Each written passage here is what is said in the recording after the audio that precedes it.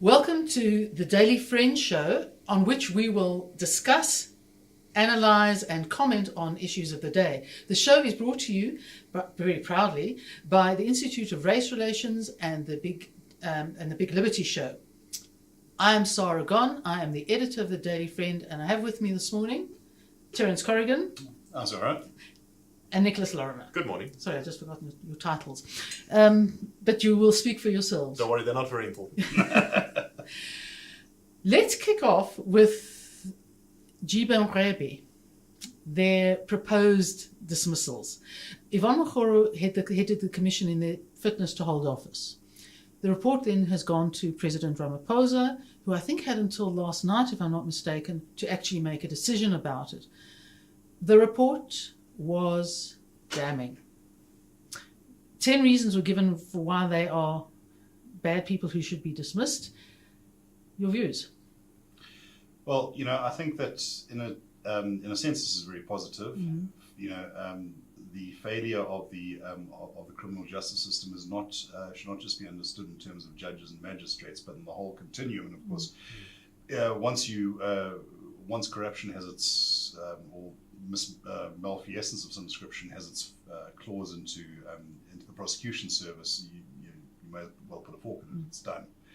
So the idea that some of these characters may be on the way out is of course good news. The problem is, in a way, it's after the horse has bolted. Mm-hmm. These allegations have been circling for over a decade, we now face a situation where you're not so much controlling damages, having to rehabilitate. So whatever is done, it deals in a sense with an historical problem, one that is much more profound. I imagine has to a large extent now become systemic. One hopes that the new national director will be able to get something of a handle on it, and certainly she's better regarded than what we've had for a long time. As I say, dynamite comes in small packages, but she has a work cut out for her, and we are, I think, really sort of racing against the clock and racing against a whole direction of play over an extended period. I think you're right. I think its real value lies, it's almost has a sort of, it's a moral and biblical issue almost, because the real value lies in seeing bad people who one knew were bad getting their comeuppance, even if not their punishment. They are being laid bare, and they are being laid bare by a formal commission, not just by the newspapers. My concern, Nick, and I put this to you, is the fact that it's, frankly, to me, it's a decision that could have been made by the president not soon after he got the report, and yet his practice seems to be that he only gives a decision at the very last minute. What's your take on why that might be? I think Ramaphosa is perhaps overrated a lot when people think of him as a long-term strategist. If you look at his history, I don't think he's actually got a particularly good record of long-term strategic thinking. To me, he comes across more as a sort of opportunist who plays it safe. So his entire tenure as deputy president in the ANC, while he was waiting for the Zuma years basically to burn out, speak to that, which is that he was at the heart of the organization while all of this sort of rot and corruption was taking hold over the ANC, over the country, over state institutions, and he did very little to stop it. Now that Zuma's faction has sort of fallen apart or gotten into trouble, he's doing what he can when he can, but he leaves it to the last minute because he wants to see how the cards are falling, so that he never has to take a huge risk. So if something is very damning, he might take some action, but largely, I don't think he's shown anything so far that suggests that there's going to be real reform or real challenges to corruption. Just to close on the subject, in support of that, I've spoken to some high-profile business leaders who've sat on boards with Ramaphosa, and the common refrain was that Ramaphosa never made a decision in the decision-making process he waited until the decision was made and then supported the majority. Yeah. And this seems to be flowing over into his into his political life. Amcu. Now, two things have happened to Amcu. One is they really lost a very, very big, very violent strike. It was Amcu's intention to go and use the strike to get into the gold industry. And after 5 months being out, 5 months, he conceded on the original, on the last offer made in November, and everyone went back to work. That's the one thing.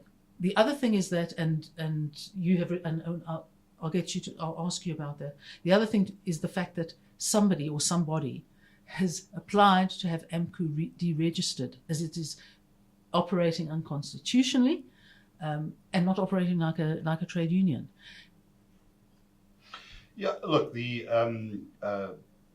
question of the strike, I think that Amcu's whole selling point since it emerged is that it is a disruptor. It is the voice of a kind of authentic radicalism. I think this is, in a sense, playing a role not dissimilar from what the EFF or Black First, Land First has tried to do in politics, with varying measures of success.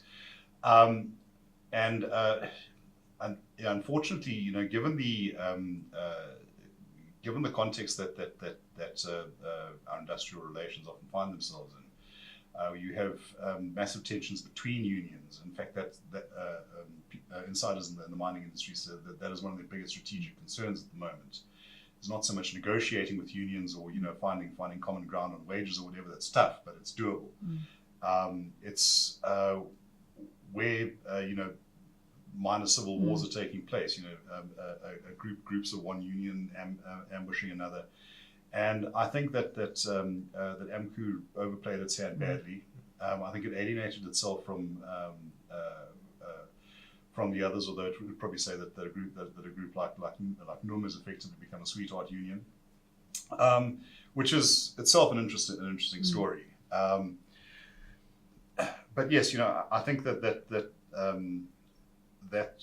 they have run up against the reality that mining does not sit on endless pots of money and gold. Yeah, or gold. Well, no, exactly. The Minerals Council said that with the latest electricity tariff increases, you could see like 90% plus of operations now becoming marginal or loss making.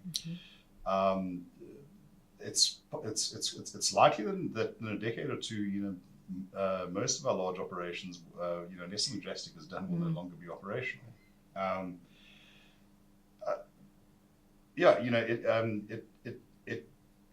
It played an ideological game that was not restrained by the dictates of pragmatism, and I think that that caught up in it. Unfortunately, I think with consummate damage to the industry as a whole. Nick, the idea of it being deregistered, we don't often hear of unions being deregistered. We hear the threat and the call for particularly insolvent unions to try and get the act together, otherwise they will be deregistered. But Amcu has a different quality. Some would argue that, Amcu now, just before the election, is it a political thing or is it genuine? So I'm in two minds about this. On one hand, Amcu has been an incredibly toxic presence in the work in labour relations since it came into being. Almost all the strikes it's been involved in have been very violent. Its clashes with the National Union of Mine Workers has been very bloody and brutal. And it's just gone on and on. They've dragged workers through very difficult, long strikes where a lot of them have suffered. And this most recent one, I think they only got a 4,000 Rand payment and free transport from the company after their strike. But as far as deregistering them goes, it does look an awful lot like, because they're not an ANC-aligned union, that they are being targeted, which is worrying. If Amcu are going to be deregistered, it should be for the right reasons, not because they supported the wrong political horse. Just finally, I have a belief, or rather, that Amcu has never really been held to account for Israel Americana. I think that there is there's a subtext to it, to a lot of this, and perhaps current events will force some sort of interest, some sort of reflection on this. That I think that because Amcu took up this mantle of ideological radicalism, because of Marikana, which it's certainly very easy to make a case that what happened there was inexcusable, irrespective of Sure. Amcu's own or the actions of the strikers beforehand. It became romanticized. Yes. Exactly. It was an authentic voice of South Africa's poorest and most marginalized workers. That it was willing to speak truth to power, and there were certainly a lot of journalists and activists, particularly around the time of Marikana, as you will recall, who were expressing these sentiments. The problem, of course, is that yes, there were pathologies that were ignored. Sooner or later, those are either confronted or they become accepted. Okay, just last item. Let's call it the sort of humorous item in a non-humorous, humorous kind of way, and that is the assumed inauguration of President Ramaphosa at Loftus Versfeld, which I think is a nice touch, to cost 120 million rand.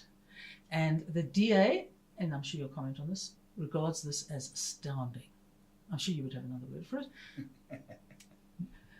Nick, you would have another word for it. Well, I mean, if you're on the way to Banana Republic, then you really have to step up your game when it comes to inaugurations.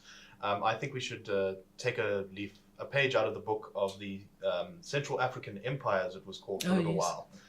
When the dictator came to power, he decided that it was not good enough to be the president for life. He actually wanted to be an emperor, so he spent a significant portion of the country's national budget on his own coronation ceremony. So I think Ramaphosa is slacking a bit. He really needs to step up his inauguration game. 120 million is not even close.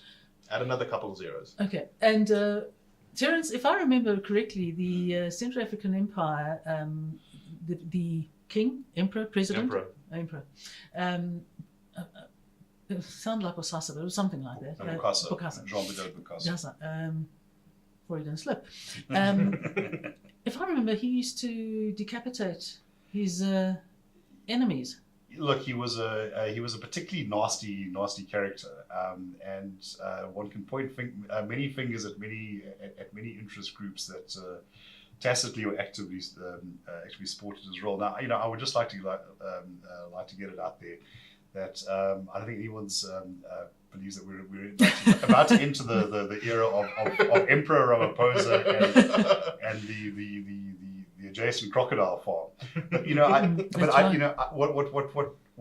what this says to me though is it's a kind of lurch into symbolism over substance. That when we're staring down the barrel of 27% unemployment, where people are restless not so much because of the deficiencies of their current conditions, but because they fear for their children, their children's futures. It's almost like a game of bread and circuses. I was going to say trying to offer the symbolism of being connected to government in exchange for real time improvements. I think that rather than the Central African Republic, one can reference Diagon Alley. Fred and George Weasley established their joke shop, and I think it was Harry says at one point, it doesn't seem like the time to have jokes. He says, well, it's time like these people need them. And I wonder if there's not a very disturbing story, a very disturbing subtext just beneath the frivolity. I think there's actually Terence raises a very good point there, which is that regimes that suffer from a lack of legitimacy that comes from good governance often start to then boost their profile and their prestige through pageantry and spectacle and that kind of thing. So I think bread and circuses is exactly right. Once you start to see you'll see more perhaps nationalistic symbols, maybe more kind of appeals to patriotism, and that's a sign that the political regime is searching for other sources of legitimacy other than that comes from governments. Well, I think what we're also probably looking at is the resort to national racism. Yes. Well, on that less funny note than I'd hoped, thank you very much for joining us, and please support the Institute of Race Relations in fighting the battle of ideas. You can do that by becoming a friend of the IRR. All you have to do is SMS your name to 32823. SMS costs R1 and terms and conditions apply. Somebody will phone you back and sign you up. And then please read and listen to anything that is on the Daily Friend, which offers something new every single day. Thank you.